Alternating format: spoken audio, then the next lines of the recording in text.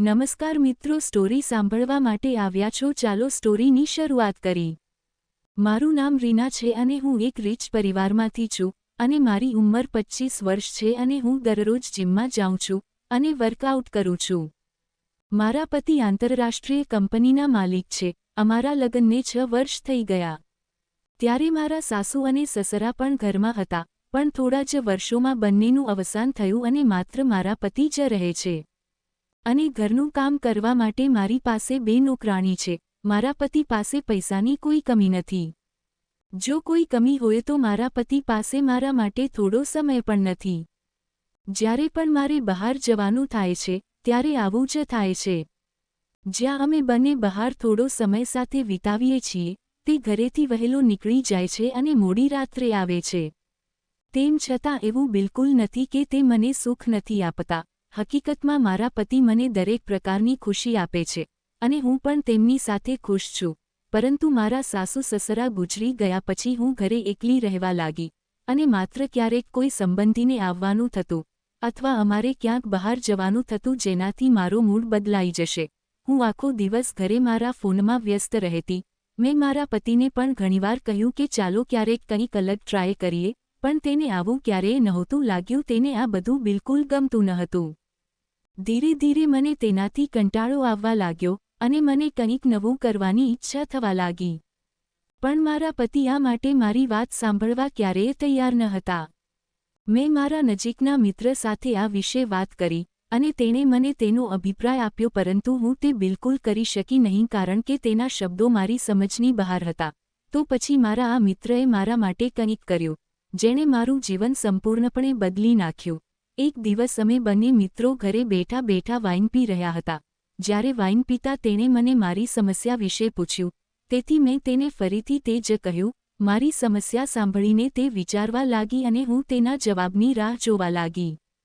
મને ખબર નથી કે મારી નોકરાણીને ઘરે કામ કરતી જોઈને તેના મનમાં કેવી રીતે વિચાર આવ્યો। તેણીએ મને પૂછ્યું, હું એક નોકરની વ્યવસ્થા કેમ ન કરું જે તમારા ઘરમાં પણ મદદ કરે? મેં કહ્યું, અમારા ઘરમાં 2 નોકરાણીઓ છે। મારા ભાઈનો ક્લાસ લીધા પછી તેણે બાલ્કની માંથી બહાર જોયો અને કંઈક બીજું વિચારવા લાગી। પછી તેણે મને કહ્યું, દોસ્ત, તારો બગીચો ખૂબ ગંદો છે, તમે તેને સાફ કેમ નથી કરાવતા? મેં તેને કહ્યું કે તેમાં ઘણા ફૂલો અને છોડ ઉગતા નથી અને જે કચરો રહે છે તે મહિનામાં માત્ર 1 જ વાર સાફ કરવામાં આવે છે। આના પર તેણીએ મને ફરીથી એક વિચાર આપ્યો અને કહ્યું કે તમે તમારા બગીચામાં ઘણા છોડ કેમ નથી અને તેની સંભાળ લેવા માટે એક માસ્ટરને હાયર કરો। તેના માટે તમારા પતિને સમજાવો, આ પછી જ તમારી બધી સમસ્યાઓ દૂર થશે। આ વસ્તુ ફક્ત ઘરની અંદર જ રહેશે। મેં પણ વિચાર્યું કે આ પદ્ધતિ સારી છે, આ માટે હું મારા પતિને પણ સરળતાથી મનાવી શકું છું। તે જ રાત્રે મેં મારા પતિને કહ્યું કે હું મારા બગીચામાં ફૂલો રોપવા માંગુ છું અને તેની સંભાળ રાખવા માટે કોઈને રાખું છું। તેણે મને ખૂબ જ સરળતાથી પરવાનગી આપી। બીજા દિવસે મેં મારા મિત્રને ઘરે બોલાવી અને તેને બધું કહ્યું। મેં તેને પૂછ્યું કે બગીચાની સારી સંભાળ રાખી શકે તે માણસ ક્યાં મળશે? જેના જવાબમાં તેણે કહ્યું, તેની ચિંતા કરશો નહીં, હું જાણું છું કે એક માણસ છે જે આ બધું કરવા માટે તૈયાર હશે। તમારા જેવા સમૃદ્ધ પરિવારમાં ગરીબ પરિવારનો માણસ આ કામ કરવા તૈયાર હશે। તેમની સલાહને અનુસરીને મેં તેમને આ કામ માટે હા પાડી। 1-2 દિવસ પછી અમે બંને બજારમાં ગયા અને ડોન ફૂલના છોડ ખરીદ્યા। તે બીજા દિવસે 1 વાગ્યે મારા ઘરની ડોરબેલ વાગી। તે સમયે હું સોફા પર બેસીને ટીવી જોતી હતી। મારી નોકરાણીએ જઈને દરવાજો ખોલ્યો અને મારી મિત્ર અંદર આવી। તેણીને એકલી અંદર આવતી જોઈને મારું હૃદય તૂટી ગયું। મેં તેને ઈશારાથી પૂછ્યું, શું થયું? તે એકલી આવી। તેણે મારો હાથ પકડી મને ઉપર બાલ્કનીમાં લઈ ગઈ। બાલ્કનીમાં જઈને તેણે બગીચા તરફ ઈશારો કર્યો અને હું બગીચામાં જોવા લાગી। ત્યાં એક માણસ ફૂલોને જોઈ રહ્યો હતો। મેં તરત કહ્યું, આ કોઈ મોટો માણસ છે। મારા મિત્રએ કહ્યું, તે ખરાબ છે તો તેને શું થયું? તમારે તેની સાથે લગ્ન ક્યાં કરવા છે? આ એક માણસ છે જે બગીચાની સારી સંભાળ લઈ શકે છે। જો પછીથી તમને તેનું કામ ગમતું નથી તો તમે કોઈ બીજાને શોધી શકશો, પણ મને મારું કામ એકવાર કરવા દે। જો કામ બરાબર ન થાય તો શું કરવું? એ વિચારમાં થોડીવાર રહી ગઈ। પછી મેં મનમાં વિચાર્યું કે જો તે આવું કહે છે તો હું તેનો સ્વીકાર કરીશ। આ પછી અમે બંને નીચે રૂમમાં આવ્યા અને તે માણસને અંદર બોલાવ્યો। તો તે ઊભો થયો. મેં તેણીને સોફા પર બેસવા કહ્યું. મને ખબર નથી કે શા માટે હું તેની સાથે વાત કરવામાં શરમાતી હતી, તેથી મારા મિત્રએ તેની સાથે વાત કરી અને તે અમારી જગ્યાએ દર મહિને 15,000 રૂપિયામાં તમામ કામ કરવા સંમત થયો.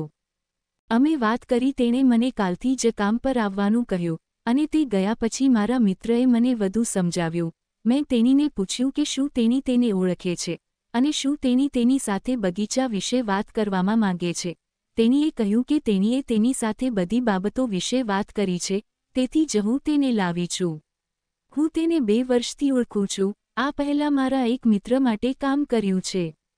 બીજા દિવસે સવારે તે કામ પર આવવા લાગ્યો. મેં તેને મારા પતિ સાથે પરિચય કરાવ્યો અને પતિએ તેની પોતાની રીતે તપાસ કરી. તે દરમિયાન મારા પતિએ તેણીને પૂછ્યું કે તું ક્યાં રહે છે. તેણે મને તેનું રહેવાનું સ્થળ જણાવ્યું, જેના પર મારા પતિએ કહ્યું કે તે જગ્યા અહીંથી 30 કિલોમીટર દૂર છે. જો તમે ઈચ્છો તો તમે અમારા ઘરની પાછળના નોકર હાઉસમાં રહી શકો છો અને તમારે આ માટે કોઈ ભાડું ચૂકવવાની જરૂર નથી. જો તમે અહીં રહેશો તો અમારા બગીચાની સાથે ઘરના અન્ય કામ પણ કરી શકશો. આના પર તેણે તરત જહા પાડી અને 2 દિવસમાં તે આવીને અમારા ઘરે રહેવા લાગ્યો. સમય ધીમે ધીમે આગળ વધતો રહ્યો અને તેણે અમારા ઘરે કામ કરવાનું શરૂ કર્યું. તેને 1 મહિનો થઈ ગયો હતો અને તે દરમિયાન મને તેને કંઈક કહેવાની હિંમત મળી રહી હતી અને તેણીએ મને કંઈક કહ્યું. પછી એક દિવસ મારી મિત્ર ઘરે આવી અને તેણીએ મને પૂછ્યું કે શું થયું. જ્યારે મેં તેણીને બધું કહ્યું ત્યારે તેણી પણ મારા પર હસવા લાગી. મેં આ પહેલાં ક્યારેય આવું કંઈ કર્યું ન હતું, તેથી મારી અંદર ઘણો ડર હતો. પછી મારી મિત્રએ મને કહ્યું, એક કામ કર, જે દિવસે તારા પતિ બહાર જાય છે ઘરે પાર્ટી કરી તે દિવસે હું તારી અંદરનો ડર કાઢી નાખીશ. હું પણ આ માટે તૈયાર થઈ ગઈ. 1 અઠવાડિયા પછી મારા પતિએ કંપનીના કામ માટે વિદેશ જવાનો પ્લાન બનાવ્યો. તેણે મને પણ તેની સાથે જવાનું કહ્યું, પરંતુ મેં જવાની ના પાડી. મેં મારા મિત્રને આ વાત કહી અને મારા પતિ જે દિવસે વિદેશ ગયા તે દિવસે તેણે મને બધું સમજાવ્યું. તે દિવસે મેં સાંજે પાર્ટી કરવાનો પ્લાન કર્યો અને મારા પતિ બપોરે જ ગયા અને મેં હોટેલમાંથી જ ડિનરનો ઓર્ડર આપ્યો. આ સાથે મારી મિત્રએ વાનની વ્યવસ્થા કરી અને મારી મિત્ર સાંજે 7 વાગે મારા ઘરે આવી. મારા મિત્રએ માલિકને પહેલેથી જ બધું કહી દીધું હતું કે આજે અમે પાર્ટીમાં જવાના છીએ. શરૂઆતમાં અમે ત્રણેય વાઇન પીવા લાગ્યા. ધીમે ધીમે દારૂ ચાલુ રહ્યો. અમે ત્રણેયને નશો કરવાનું શરૂ કર્યું. આ પછી અમે ત્રણેય સાથે રાત્રિ ભોજન કર્યા. પછી પણ મારી મિત્રએ વધુ 1 વાઇન તૈયાર કર્યું અને પછી અમે બગીચામાં આખી રાતની પાર્ટીનો આનંદ માણ્યો. આવી જ વાર્તા સાંભળવા માટે ચેનલને સબસ્ક્રાઇબ કરજો દોસ્તો. ધન્યવાદ.